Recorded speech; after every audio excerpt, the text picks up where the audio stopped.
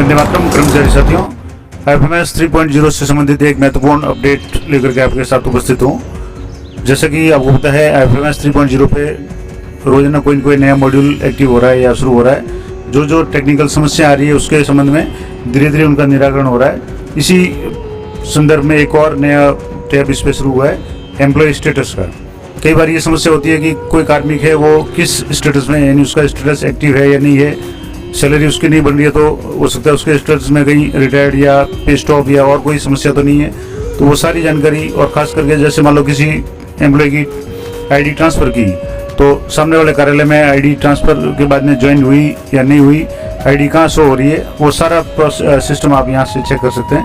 तो सबसे पहले आपको जैसे एफएमएस 3.0 है, इस पर लॉगिन करके आपको वर्क स्पेस में जा करके आपको डीडीओ लॉगिन में आ जाना, और डीडीओ लॉगिन पे जैसे ही क्लिक करेंगे तो यहाँ से आपको एम्प्लॉय मैनेजमेंट पे आना है। अब यहाँ जैसे एम्प्लॉय मैनेजमेंट पे आप क्लिक करेंगे तो आपके सामने जो एम्प्लॉय, इस तरीके से जो एम्प्लॉय मैनेजमेंट का जो टैब था, इसमें कई सारे सब टैब है। नीचे जो आप स्क्रॉल करेंगे तो एम्प्लॉय ट्रांसफ़र है, मॉडिफिकेशन है, ग्रुप मैनेजमेंट वगैरह है। इनके संबंध में मैंने अलग अलग प्रत्येक टॉपिक पे मैंने वीडियो बना रखे हैं। अब यहाँ से सबसे नीचे वेरिफिकेशन के नीचे आप क्लिक करेंगे तो यहाँ एम्प्लॉय स्टेटस का एक नया मॉड्यूल शुरू हुआ है। ये आज ही शुरू हुआ है, ये नहीं था पहले। और यहाँ से कैसे चेक करेंगे क्या होगा, तो यहाँ से जैसे इस पर क्लिक करेंगे एम्प्लॉय स्टेटस, तो यहाँ लिखा हुआ है check employee details with the employee ID, यानी एम्प्लॉय आईडी आप एंटर करके किसी भी कार्मिक की एम्प्लॉय स्टेटस आप चेक कर सकते हैं। अब मैं आपको यहाँ से जैसे एक कार्मिक है, इनकी आईडी यहाँ से एंटर करके आपको बता देता हूँ। यहाँ से जैसे मैं एक कार्मिक है, इनकी आईडी यहाँ एंटर करूँ, और यहाँ एंटर करने के बाद में आपको सर्च पर क्लिक करना है। जैसे सर्च पर क्लिक करेंगे तो इस तरह की डिटेल्स आपके सामने आ जाएगी, जिसमें एम्प्लॉय का नाम आ जाएगा, एम्प्लॉय की आईडी आ जाएगी, एसएसओ आईडी आ जाएगी।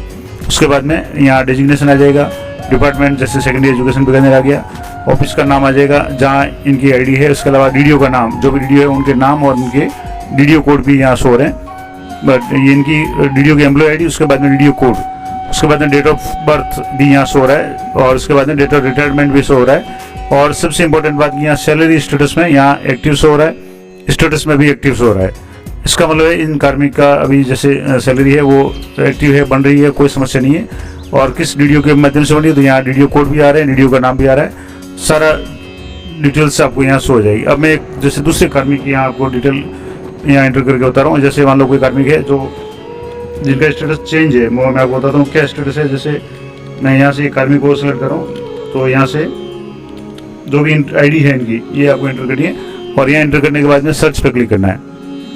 यहाँ सर्च पर क्लिक करेंगे तो आपके सामने यहाँ एम्प्लॉय का नाम आ गया, एम्प्लॉय आईडी आ गई, एसएसओ आईडी आ गई, और पद जैसे सीनियर टीचर वगैरह ये आ गया, डिपार्टमेंट का नाम आ गया। और यहाँ जैसे यहाँ जो इम्पोर्टेंट बात मैं बता रहा था, सैलरी स्टेटस, यहाँ पे स्टॉप आ रहा है, यहाँ जैसे स्टॉप पे और स्टेटस एक्टिव है, यानी स्टेटस तो एक्टिव है लेकिन इनका पे है वो स्टॉप किया हुआ है, कारण कि इनका वेतन व्यवस्था का जो आदेश था वो कैंसिल हो गया, इस कारण से इनका पे स्टॉप किया हुआ है। एक और कार्मिक है जिनकी स्टेटस अगर आप चेक करना चाहें तो मैं एक और उदाहरण आपको देकर बता देता हूँ। यहाँ से जैसे किसी कार्मिक की आईडी में यहाँ एंटर कर रहा हूँ जो अभी सेवानिवृत्त हो चुके हैं, तो उनके यहाँ क्या शो हो रहा है वो भी आपको यहाँ पता चल जाएगा।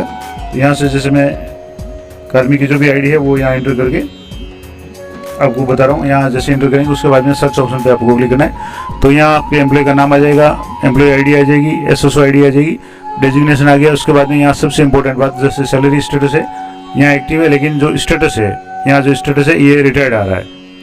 तो कहने का मतलब हुआ कि ये कार्मिक रिटायर्ड है, इनकी जो भी वास्तव में ये कार्मिक रिटायर्ड है, क्योंकि यहाँ आप देखेंगे तो डेट ऑफ बर्थ है वो जैसे जुलाई 1962 62 है, और डेट ऑफ रिटायरमेंट है वो 31 जुलाई 2022 है, यानी 2022 जुलाई 2022 से ये कार्मिक है सेवानिवृत्त हो चुके हैं।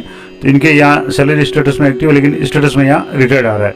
तो इस तरीके से आप यहाँ इस मॉड्यूल से किसी भी कार्मिक का कोई भी डिटेल्स स्टेटस आप चेक कर सकते हैं कि कोई कार्मिक है वो वर्तमान में किस डीडीओ के अंडर में है, उनकी पे स्टॉप की हुई है या नहीं की हुई, एक्टिव है या रिटायर्ड है या पे स्टॉप है, जैसे भी कंडीशन है आप चेक कर सकते हैं। और किसी कार्मिक की आपने आईडी ट्रांसफ़र की है तो वो आईडी अभी कहाँ है, आपने ट्रांसफ़र की लेकिन जहाँ जो ज्वाइन करनी थी वहाँ ज्वाइनिंग नहीं हुई है, उस आईडी की एक्सेप्टेंस नहीं हुआ है, वो आईडी एक्सेप्ट नहीं हुई है, तो आपको वहाँ जो आपके वीडियो के पास से दिखेगी, और अगर मान लो वहाँ जहाँ भी आपने ट्रांसफ़र की वहाँ से एक्सेप्ट हो गई है तो नई वीडियो के पास में वो आईडी शो हो जाएगी।